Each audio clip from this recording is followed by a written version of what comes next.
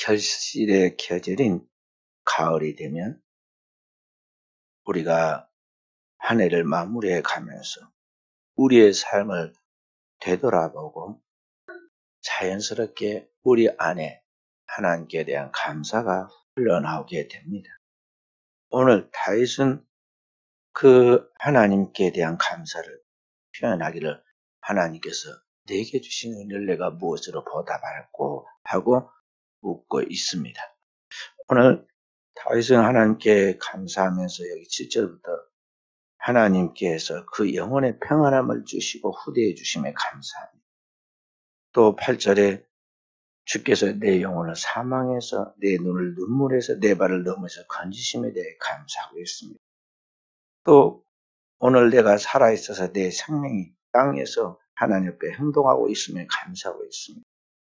또한 그가 크게 고통 가운데 빠졌을 때에도 하나님께서 그를 결코 버리지 아니하였음을 감사하고 그래서 12절에 내게 주신 이 모든 은혜, 하나님의 은혜를 내가 무엇으로 어떻게 하나님 앞에 보답할까? 그렇게 고백하고 있습니다. 그래서 오늘 우리는 하나님의 백성으로서 이 지나가는 계절을 당연하게 생각하지 말고 또 한 해를 마무리하고 또 새로운 한 해를 준비해 가면서 우리가 그러한 것들이 항상 해왔던 일상의 연속으로 생각하지 말고 하나님이 우리에게 위로부터 주시는 그 은총인 걸 알고 그 하나님이 주신 은혜를 어떻게 내가 보답하는 삶을 살아갈 것인가를 생각할 수 있는 종들이 되야겠습니다. 우리가 2주 전에 우리나라 대다수 교회들이 추수감사제를 지켰습니다. 우리나라가 지킨 이 추수감사제는 미국 청교도들이 지켰던 미국의 추수감사절, Thanksgiving Day에서 유래합니다.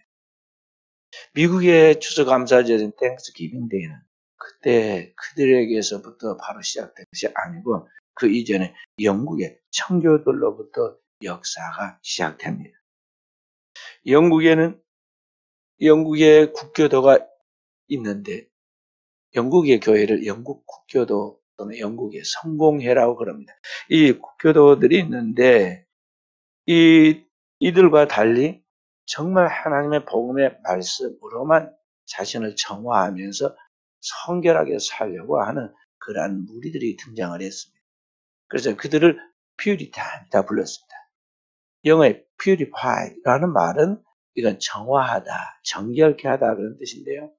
그리스도 예수의 피로 그의 복음으로 정결케 된 하나님의 백성이 그 말씀으로 깨끗게 되어서 오직 그 말씀으로 살아가려고 하는 종교교육의 후예들, 영국의 종교교육의 후예들이 바로 이 퓨리탄들입니다. 그렇게 해서 영국의 청교도들이 시작하게 되죠. 영국은 투도 왕가라는 왕가가 시작되었을 때, 그러니까 우리나라로 말하면 고려시대는 이제 고려 왕건에서 출발하듯이 조선시대는 이 태조 이성계부터 출발해 일시조선이라고 이렇게 부르고 있잖아요. 이조 왕조라고도 하죠. 그래도 영국에 이 투도 왕가가 있었는데 이 왕가의 두 번째 왕이 헨리 8세가 좀 복잡한 사람입니다. 그래서 이 사람이 결혼을 몇 번 했는데 두 번째 결혼을 하려고 첫 번째 결혼한 것을 이제 이혼하고 재혼을 하려고 하는데 로마 교황제에서 허락을 해주지 않습니다. 당대는 전 세계의 나라의 황제들을 로마 교황이 허락을 하고 임명을 해야 황제가 되는 그러한 중세 시대였기 때문에 허락을 받아야 하는데 이게 성경적이지 못하다. 그래가지고는 허락을 해주지 않습니다. 그렇게 계속 보이콧을 하니까 이 로마 교황청과 단절을 하고 헨리 8세가 1534년에 영국 교회의 수장은 로마 교황이 아니라 영국의 왕이다 하면서 영국 왕이 로마 교황 대신에 영국 교회의 수장이라고 선포를 합니다. 이걸 수장령이라고 하는데 그때부터 영국 교회를 로마 카톨릭 교회, 저는 카톨릭 교회라 부른 것이 아니라 그때부터 영국 교회만 특별하게 다르게 불렀는데 그걸 성공회라고 불렀습니다. 성공회. 또는 국교도 그 믿는다는 사람들 영국 국가의 종교를 믿는다 그래서 국교도라고도 그렇게도 불렀어요. 그렇게 해서 이제 영국의 교회 성공회가 시작되는데 그 헨리 8세를 이어서 에드워드 왕, 피의 메어리라 불리는 메리 왕, 엘리자베스라는 여왕에 계속 이어 내려오던 제임스 1세라는 왕이 영국 교회를 좀 더 확고하게 세워야겠다 싶어가지고는 모든 백성들에게 영국 국교도만 믿어라, 성공회만 믿어야 한다고 강조하기 시작했어요. 그렇게 하자 정말 복음의 정신으로 제대로 믿어보려고 그렇게 힘썼더니 청교도들이 영국에서부터 사방으로 도피하기 시작합니다. 그 중에서 가장 종교의 자유가 잘 확보된 나라가 그 당대 네덜란드인데 네덜란드로 이주하게 되죠. 근데 거기에 가서 자녀들의 신앙의 정체성에 혼란을 겪게 됩니다.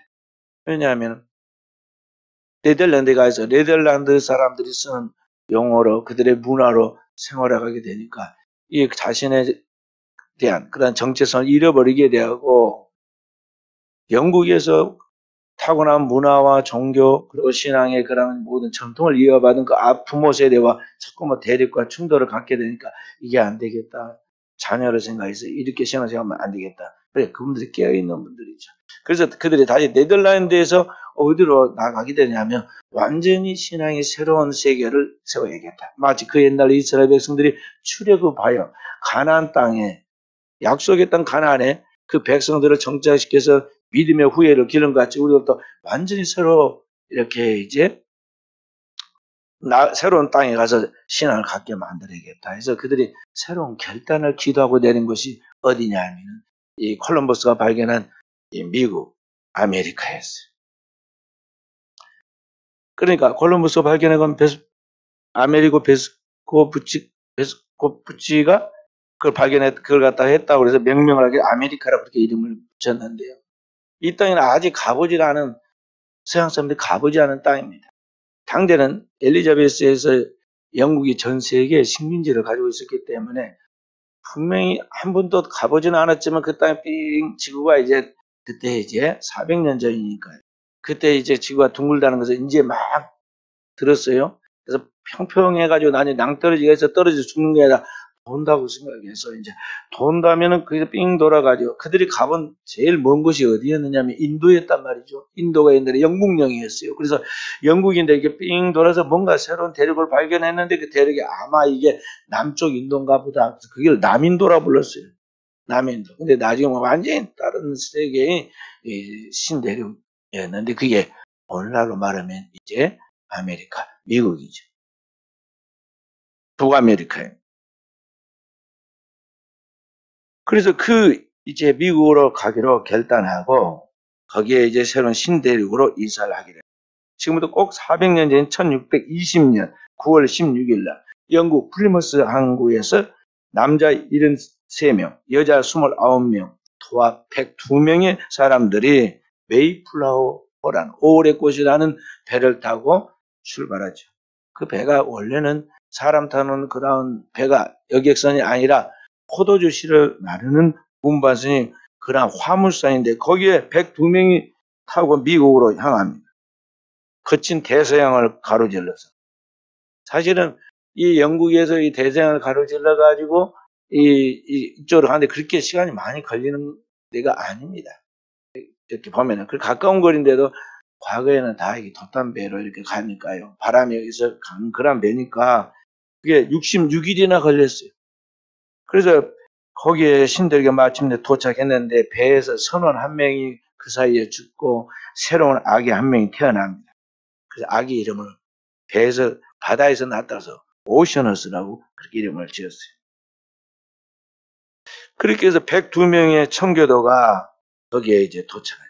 실상은 102명이라고 그러지만 청교도는 그 중에서 35명이고 나머지 67명은 일반 상인, 노동자, 제대군인, 탐험가 등 여러 종류의 사람들의 꿈을 가지고 지금 거기에 탐험하고 배에 탔습니다. 그래 그 숫자 중에 3분의 1만 제도를 믿는 기독교인이 있다는 것이죠. 그래 그들이 오늘의 미국을 건설하고 세계에 영향을 미치고 있는 것이죠. 그래서 그 102명의 첫 번째 이제 꿈을 가지고 나갔던 사람들을 구세군들이 뭐라 부르냐, 필그림 파더스라고, 순례자들의 아버지다. 순례자의 아버지들이다. 그런 말. 그래, 이들의 꿈은 딱 한 가지, 목적이 한 가지였어요.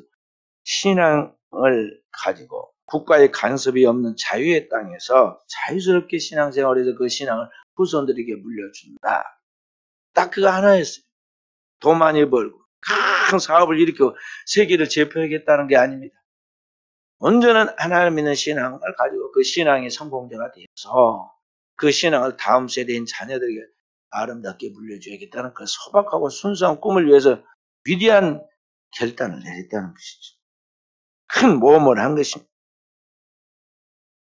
그래서 그들이 도착한 땅은 오늘의 미국이 아닙니다. 그 시대에 아무도 개발하지 아니하는 그 미지의 땅, 그 땅에 살고 있는 사람은 그 땅에 미개한 원주민들, 인디언들밖에 없었어요.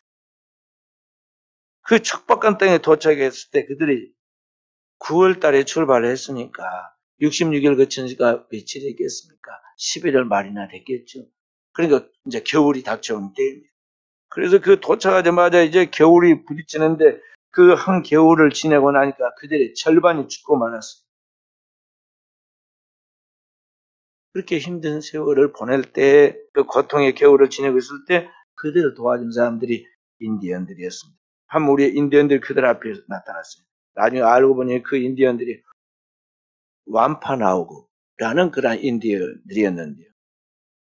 완파나우구라는 이 인디언들이 왔는데 보니까 막 기타를 꽂고 얼굴에 이렇게 문신을 하고 창을 들고 보니까 얼마나 무서워했겠어요. 놀랬겠죠.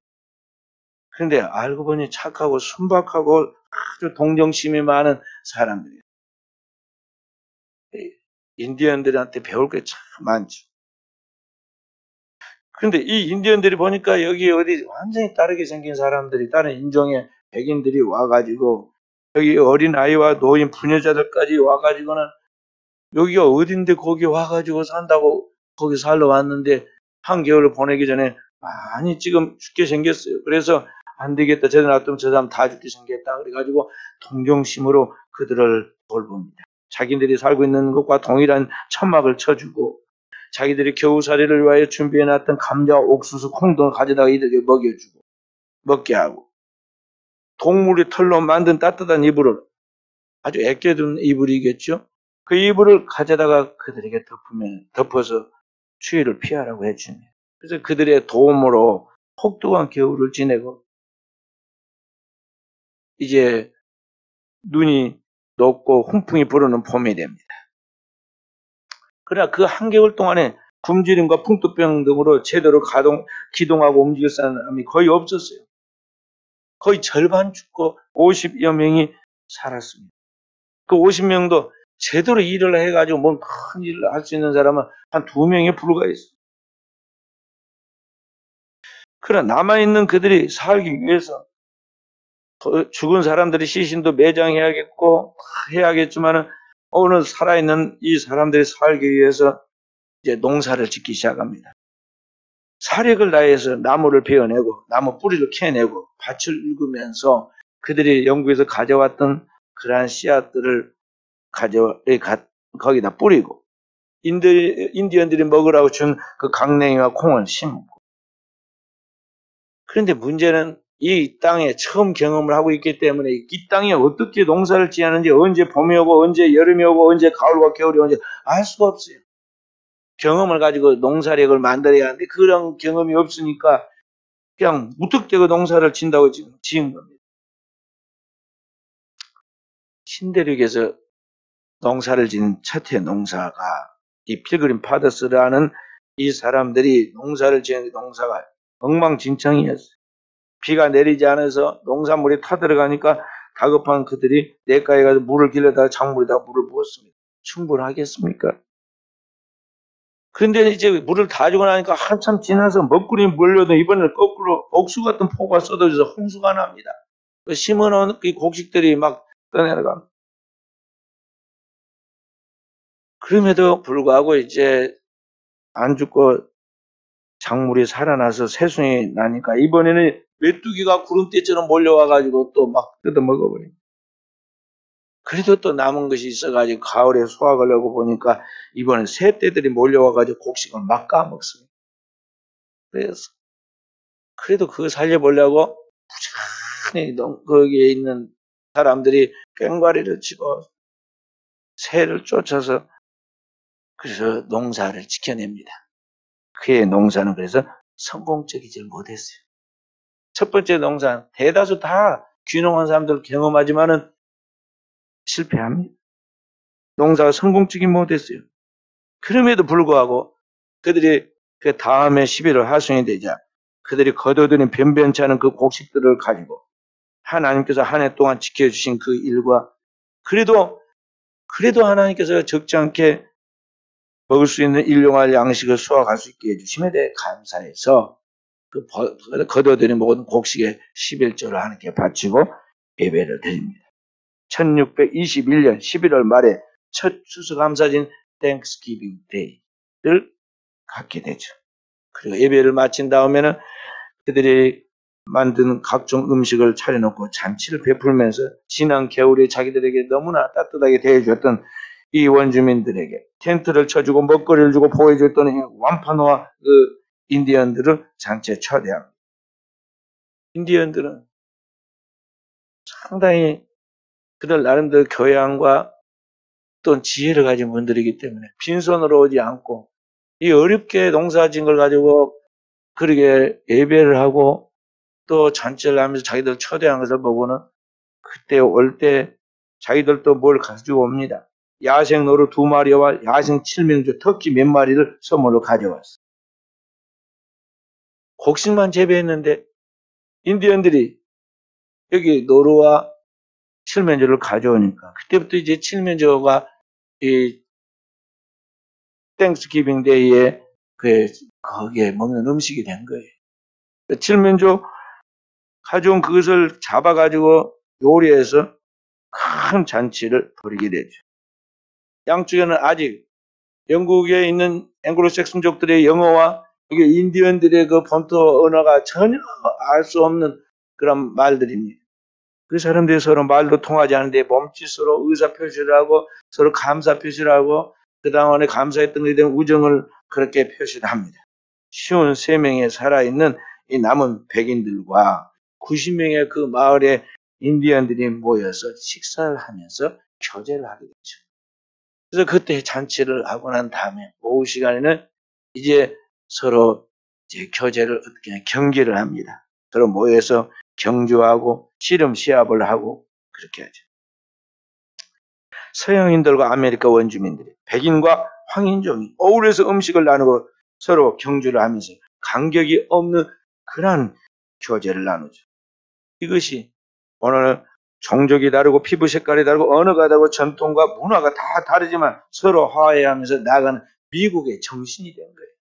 이때부터 출발한 미국의 정신. 미국의 정신이 뭐냐? 다양성 속에 하나입니다. Unity in variety. 다양성 속에 하나다. 또 하나 속에 다양성. Variety in unity. 이 영국의 그 미국의 정신이에요. 그래서 미국 사람들은 그런 걸 그냥 한마디로 멜팅 팟이라고 합니다. 큰 그릇에다가 이게 여러 종류를 넣고 막 섞어 놓은 걸 같다는 거죠. 그러나 하나의 딱 용기에 담겨서 그것이 함께 먹고 나누듯이 이 미국 사람들은 다양성 속에 하나, 또 하나 속에 다양성 서로 존중해 나가면서 서로 화합하고 그리고 화해하고 나가도록 한다는 것이죠. 마치 사도 바울이 갈라디아 교인들에게 너희는 유대인이나 헬라인이나 종이나 자주자나 남자나 여자 없이 다 그리스도 안에서 하나이니라 하는 그런 말씀과 같이 이러한 자세를 갖추게 되었다 하는 것이죠. 그리고 그들이 하나님 앞에 감사하고 또 그 감사를 서로 나누고 축복할 때 400년 만에 미국은 어떤 세계가 됩니까? 전 세계에 영향을 미치는, 미국에 영향이 미치지 않은 나라가 없는, 미국을 아직까지는 넘어설 수 있는 나라가 없잖아요. 미국의 그 강력한 영향력이 전 세계에 대대에 미치고 나가는 그런 나라가 된 거예요. 그래서 오늘을 살아가는 우리도 하나님 앞에서 우리의 신앙과 삶을 뒤돌아보고 오늘 우리가 어떤 삶으로 하나님 앞에 영광 돌려야 할 것인가에 대하여 진정한 감사로 우리가 신앙의 전통을 따라서 믿음의 선진들의 그 거룩한 전통을 따라서 나아가므로 우리에게 주신 하나님의 축복을 소멸하지 않고 성취해가는 종들이 되어야겠습니다. 오늘 우리가 하나님 앞에 드는 진정한 감사를 생각할 때 우리는 세 가지로 감사를 생각할 수가 있습니다. 첫째는 오늘 우리의 감사를 무엇 때문에 하는 감사로 이야기할 수가 있습니다. Because of. 무엇 때문에, 그렇기 때문에 감사하다는 거죠. 그러니까 우리의 모든 일들이 뜻대로 되고, 그리고 모든 일이 형통하게 잘 되고 복되게 되었을 때, 우리는 그러한 세상적 조건 때문에, 그런 것 때문에 일반적으로 감사를 합니다. 자녀의 문제가 잘 풀렸을 때, 남편의 직장의 문제가 잘 풀렸을 때, 건강이 좋아졌을 때, 또 뭐 어떠할 때, 저러할 때 감사. 안 믿는 사람들도 다 그 정도는 감사하죠. 그런데 문제는 이러한 때문에 감사는 그런 감사의 조건이 나에게 사라지면은 우리는 당장 불평하고 원망하고 나가. 그 정도 수준이죠. 두 번째 감사는 뭐냐면은 무엇에 따라서 감사하기도 합니다. According to. 무엇에 따라서 감사하는 것이죠. 그러니까 내 감정과 나의 기분, 나의 분위기에 따라서 감사가 달라진다는 것이죠. 똑같은 사물을 놓고 똑같은 경험을 하면서도 그것에 대해서 감사하는 사람이 있는가 하면 그것 때문에 도리어 원망을 하고 불평을 하고 그것을 바라보는 시각에 따라서 정반대의 반응을 갖기도 한다는 것이죠. 내가 크리스찬으로서 하나님과의 관계 속에서 영적으로 성령이 충만하면 모든 것에 감사할 수가 있는데 충만하지 못하면 달라져. 나는 은혜가 충만해서 지금 교회 생활이 즐거운데 어떤 사람은 왜 교회가 이렇게 썰렁하고 교회만 가면 이렇게 재미가 없고 그렇게 이야기를 합니다. 똑같은 한 교회를 다니면서 교인들이 다른 반응을 해요. 왜 그러냐? 자신의 지금 상황이, 자기의 감정이, 자기의 분위기가 지금 그렇다는 것이죠. 그 분위기에 따라서 감사의 조건이 달라지는 거예요.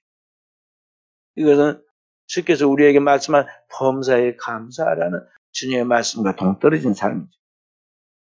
세 번째 감사는 어떤 감사냐? 그리 아니하실지라도 또 그럼에도 불구하고 감사하는 거예요. In spite of. 그리 아니하실지라도 그럼에도 불구하고 감사한다는 것이죠. 내 상황이 어떠하든지 내 삶의 결과가 어떠한지 상관없이 오늘 우리는 하나님이 너는 범사에 감사하라. 이것이 그리스도 예수 안에 너희를 행하신 하나님의 뜻이다고 말씀하신 그 하나님의 말씀에 근거하여 하나님 앞에서 감사하는 것이죠. 그래서 심지어 우리의 뜻과는 정반대로 응답되는 일이 아무것도 없음에도 불구하고 하나님 앞에 무조건적인 감사를 드리는 것이죠. 그에게 다니엘의 세 친구 사드락과 메삭과 아벳느고가 왕의 금신상에게 절을 하지 아니함으로 말미암아 뜨거운 풀무불에 던져지게 되었을 때 왕이 그에게 말하기를 지금이라도 나와서 왕의 금신상에 절을 하면은 너에게 살려주고 너의 자리를 보장해 주겠지만은 그렇지 않으면 불에 던진다고 그랬어. 그때 그들은 자기가 믿는 신앙에 따라서 우리는 살아계신 하나님께만 절을 하고 이 땅에 있는 다른 어떤 피조물에는 절하지 않는 그저 하나님의 우리에게 주신 계명과 우리가 그 바른 진리라는 걸 믿고 있다. 그래서 우리는 그 진리대로 나아가겠다고 그랬어. 그렇게 나갈 때 하나님이 우리를 분명히 구원해 주실 것인데 구원해 주지 않고 내가 풀무불에 던져서 그대로 소멸한다 할지라도 나는 하나님 앞에 그 믿음을 지키고 나아가겠다고 말하죠. 거기에 보면 그렇지 아니할지라도 그럼에도 불구하고 영어로 하면 in spite of 감사는 어떻게 됐습니까? 사도가 메삭과 아벳느고가 풀무불에 던져졌는데 그 불 속에 세 사람이 아니 네 사람이 있었고 한 사람은 신의 형상을 가지고 있는 그런 사람이 거기 같이 다니는 것을 보았어요. 놀란 느부갓네살 왕이 그 세 사람을 나오도록 풀무를 열어놓고 불러냈는데 보니까 머리카락 하나도 그슬리지 않냐고 건강한 다니엘이 세 친구가 나오지 않아요. 하나님이 그들과 함께 하신다는 거죠. 그리고 그들이야말로 진짜 하나님이라는 것을 누군가 인정하고 그 하나님의 이름을 함부로 하는 사람이 있으면 다 그 집을 정몰하고 그 몸을 쪼갤 것이라고 백성 앞에 왕이 선포를 하게 됩니다. 그러므로 오늘 우리의 감사, 그리스도인으로서 하나님의 은혜를 알고 그리스도의 피로 구속받은 하나님의 백성으로서 우리가 하나님 앞에 나아가는 감사는 이러한 세상적인 조건이나 내 이 자신의 컨디션이나 감정이나 기분에 영향을 받는 것이 아니라 하나님께서 그리스도 예수 안에서 나를 죄와 사망과 죽음의 멸망에서 구속해서 영원한 하나님의 나라의 백성으로 그 자녀로 그 영광 가운데 이르게 하신 그 구속의 은혜에 근거하여 하나님께 드리는 진정한 감사. 어떤 형태든지 어떤 상황이든 영향받지 않고 모든 상황에 모든 환경에 감사합니다. 사도 바울은 그것을 범사에 감사하라. 이는 그리스도 예수 안에서 너희를 향하신 하나님의 뜻이다. Thanksgiving in all circumstances. This is will of God in the Jesus Christ. 모든 환경에 영향받지 말고 그 환경을 초월해서 감사하라. 왜냐? 이것은 그리스도께서 너를 구원하신 그 은혜인데 그 구원에 근거하여 하나님 아버지께 영광을 돌리면 그것이 내게 축복이 된다는 것이죠.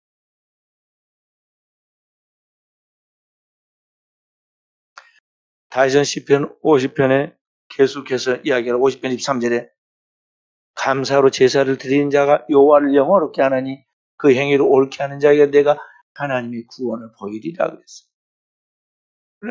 늘 그런 하나님의 감사가 우리의 영혼을 지배하게 하고 어떤 환경이든지 거기에 스트레스 받고 영향을 받아서 내 삶이 위축되거나 내 영혼의 감사와 기쁨과 평화를 소멸하는 일이 없도록 자기 영혼에 간수해야 해요. 작년 여름에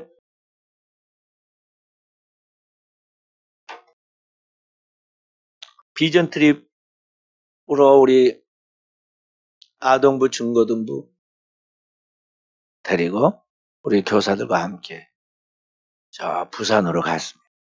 부산에 영도에 있는 장기려 박사 기념관 거기를 같이 갔습니다. 그동안에 3년 동안 이 순교 비전 트립을 다녀왔는데 순교자들과 다녀왔는데 이제 살아있는 순교로서 하나님 영광 드리는 법이 뭔가 산 교육을 시키려고 우리 자녀들을 데리고 다녀왔어요. 이 장기려 이 박사는 1911년 평북 용천군 양하면 이밤동이라는 곳에서 태어납니다. 좀 다른 집보다 그래도 여유가 있는 집안이었는데 자기 아버지가 초등학교 교장선생님이었어요. 그 교장선생님 집에 차남으로 태어났는데 그 집은 믿는 또한 집이어가지고 옛날에는 초대교 우리 한국 초대교회 때는 북한이 우리 남한보다 훨씬 잘 믿었고 믿는 사람이 많았어요. 그런데 그 잘 믿는 그 할머니 장기래가 태어날 때 그 할머니는 그때 맞이 회갑이었어요. 환갑을 맞은 독실한 기독교인 할머니 등에 업혀서 교회를 나가게 됩니다. 그러면 교회 다닌다고 해서 다 반듯하게 클까요? 이 장기려도 어릴 때는 사고 많이 쳤습니다. 그래서 친구 팽이를 훔치기도 하고 고등학교 다닐 때는 고보 시절에는 화투 놀이에 빠져서 공부 안 하고 맨날 화투를 치고 성질도 급해가지고 병원에서 간호사 일본인 간호사 뺨을 쳐가지고 사고를 쳐가지고 문제를 일으키기도 하고 그랬어요. 다 그럽니다. 영국의 조지 물러라고 고아의 아버지가 부른 그분도 젊었을 때는요 다 그런 시절을 보내가지고 사고 많이 치고 불량 소년이었어요. 나중에 회심하고 나서 거듭나고 나서 새 출발하는데 이 장계려도 똑같습니다. 그러나 그는 할머니부터 그 집안에 믿는 식구들이니까 신앙 지도가 있으니까 바로 회개합니다. 잘못을 저지를 때마다 바로 회개하고 기도 생활을 하다 보니까 기도하면서 신앙에 확실한 정립이 이루어졌어요. 그래서 자기가 평생 이제는 의사가 되어서 정말 돈이 없어서 병원에 진료 한 번도 못 받고 죽어가는 사람들을 위해서 나는 살겠습니다. 평생 그렇게 살겠습니다. 그렇게 하나님 앞에 결심하고 공부를 합니다. 정신 차려 공부를 해. 화투도 끊고 사고뭉치 그거 다 정리하고 그래서 경성의전을 들어가서 공부를 하죠.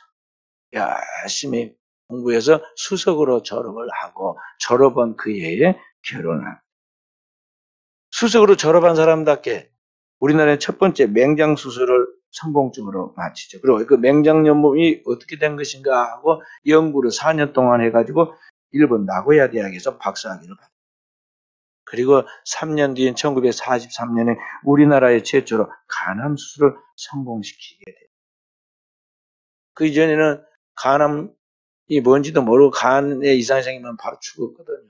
근데 간을 떼내도 산다는 거, 잘한다는 거, 그것도 3분의 1을 떼내도 산다는 걸 알고는 그 수술을 처음으로 감행해가지고 성공시켜서 우리 한국의 의학계에 명성을 쌓아가지고 그때는 남과 북이 왕래할 수 있는 아직은 철조망이 쳐있지 않기 때문에 이 북한의 김일성 대학에도 초청을 받아가지고 거기에 가서 인정받고 강의도 하고 그랬어요. 그런데 이 북한이 점점 이제 공산주의가 박해가 심해지고 기독교인들에 대한 박해가 심하고 공산주의의 공산당에 가입하지 않으면 활동할 수 없게 계속 억제해 오니까 결국에는 월남하기로 결심을 합니다.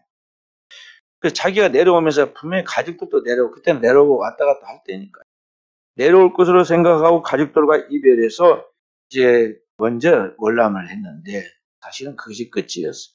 다시는 가족들이 내려오지는 못하죠. 둘째 아들 차남만 데리고 그리고 내려옵니다.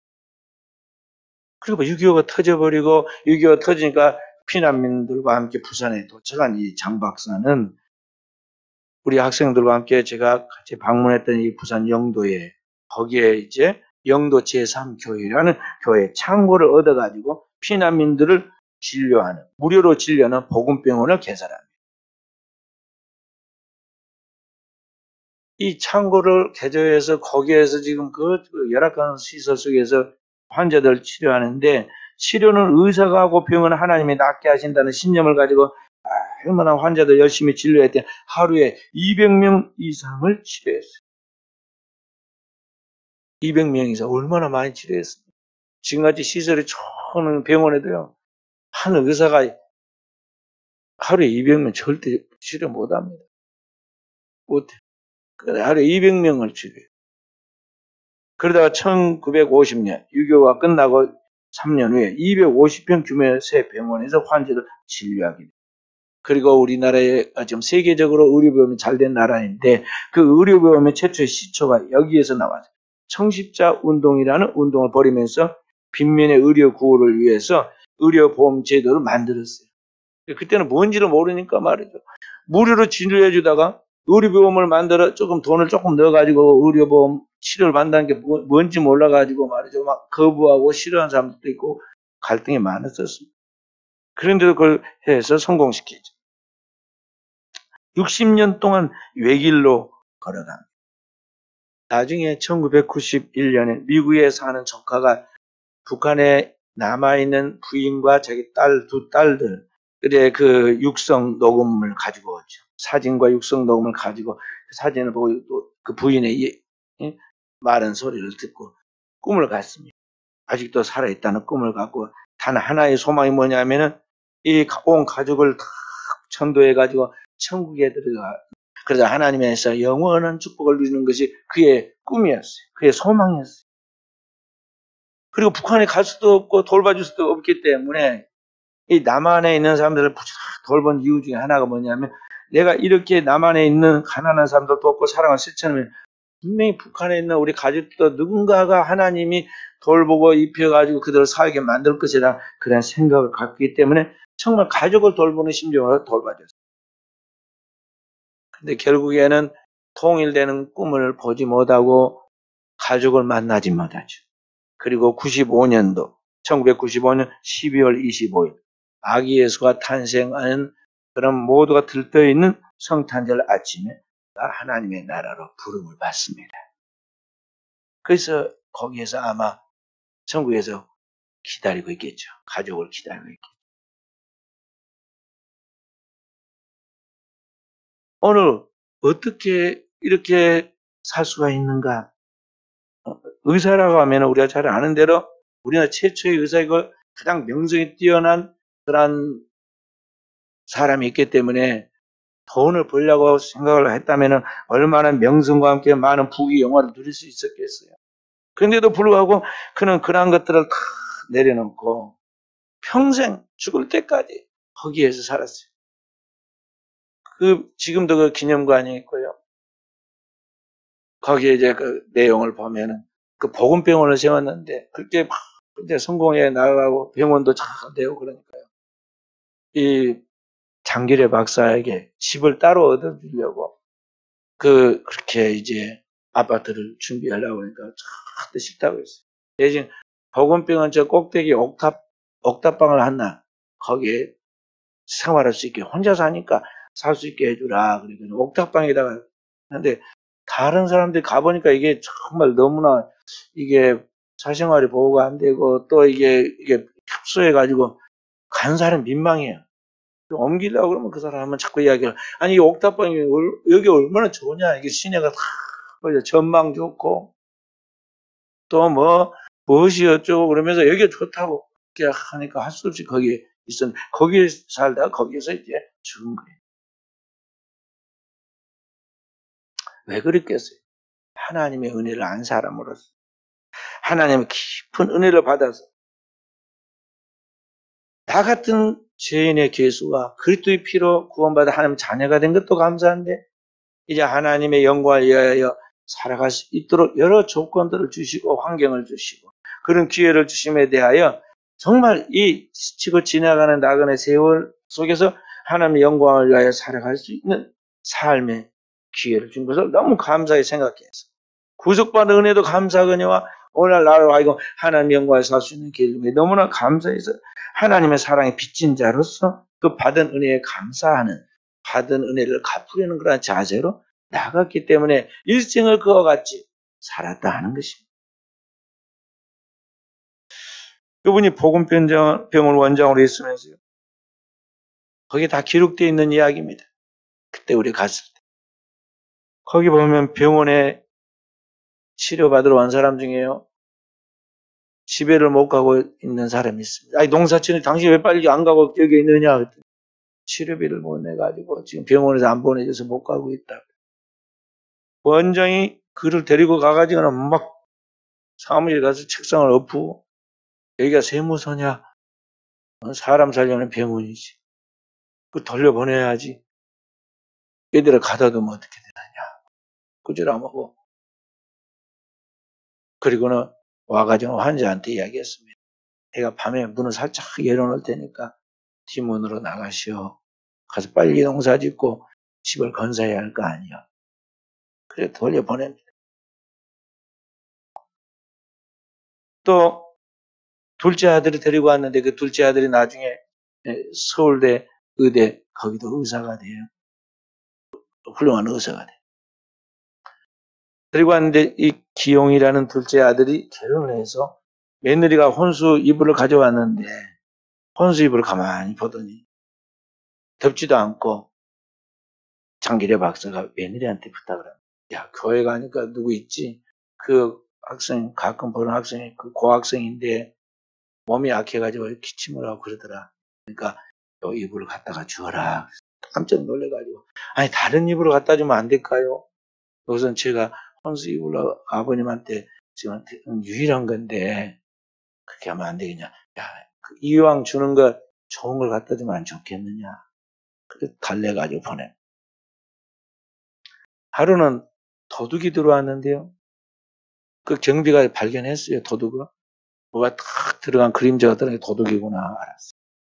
그 경비도 누구냐 하면은 돈이 없어서 치료 못 받고 있는 이제 그를 치료해주고 일거리가 없다고 그러니까 몸이 불편한 분이라 관절염 물어보니 불편했던 분이라 그게 경비서라고 지금 경비 일자리를 준 사람. 보자기 들은 거 보면 목숨을 거 내가 오늘 꼭 잡아야겠다.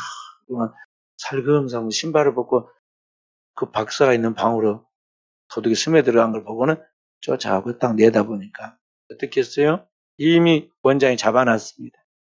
잡아놓고는 뭔 말인 거 가만히 들어보니까 그 무거운 책을 보자기에다 쌓아갖고 지금 그 책 가지고 가려고 가져갈 게 없으니까 보자기에다가 책을 쌓아갖고 가려고 보고는 그 원장이 야, 그 무거운 걸 보자기로 쌓아갖고 가면 쓰겠느냐 뒤에서 발견해가지고 차라리 돈을 가져간 게 더 낫지 않겠느냐. 내가 이 돈 줄 테니까 돈 가지고 가고 이 집 말고 다른 일 할 거 없느냐. 마음이 나중에 바뀌면 나한테 오너라.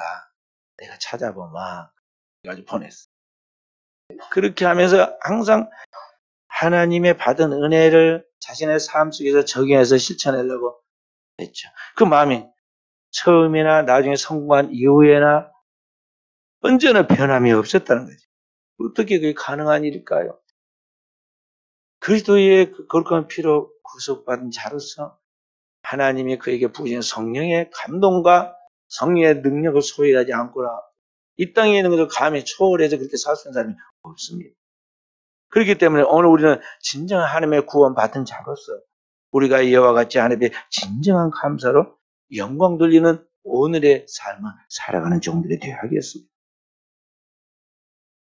오늘 우리의 인생은 인생의 쓴맛과 단맛을 모두 경험하고 십자가의 고난을 통해서 부활에 이르는 죽고 사는 경험을 통해서 하나님이 이러한 경지에 도달하게 합니다. 그냥 교회 다니니까 막연히 교표만 붙이고 있으며 그리고 신앙생활을 몇 년 했다는 관료만 있고 또는 성경에 무슨 내용이 있다고 그냥 귀동냥 해가지고 아는 지식으로 된 게 아닙니다. 하나님의 말씀을 내 안에 체현하고 그 말씀을 내 안에서 살아내는 가운데서 말씀이 육신이 되는 그리스도의 형상이 이루어질 때 그리고 그의 성령이 진리의 성령이 그 진리의 말씀을 따고 나를 지배하게 될 때 오늘 우리는 그리스도로 보여줄 수 있고 그리스도의 삶을 살아서 그리스도의 향기를 나타낼 수 있고 이 땅의 어둠의 세상에 하나님의 생명의 빛을 비출 수 있게 된다는 것이죠. 구약의 하박국 선지자는 그렇게 노래했습니다. 하박국서 3장 여기 17절부터 말씀 보면은 그렇게 나오죠. 17절 비록 무화과 나무가 무성하지 못하며 포도나무에 열매가 없으며 감람나무에 소출이 없으며 밭에 먹을 것이 없으며 우리의 양이 없으며 요양간에 소가 없을지라도 나는 여호와로 말미암아 즐거워하며 나의 구원의 하나님으로 말미암아 기뻐하리로다. 주 여호와는 나의 힘이시라. 나의 발을 사슴과 같게 하사 나를 나의 높은 곳으로 다니게 하시리로다. 아멘. 오늘 또 우리도 나의 구원의 하나님으로 말미암아 기뻐하고 나의 힘이 되신 그 하나님으로 말미암아 기쁘게 즐겁게 섬기는 봉사하는 자의 삶을 살아가므로 오늘 이 땅에 하나님의 영광을 드리는 진정한 승리자의 삶을 살아갈 수 있기를 주의 이름으로 축원드립니다.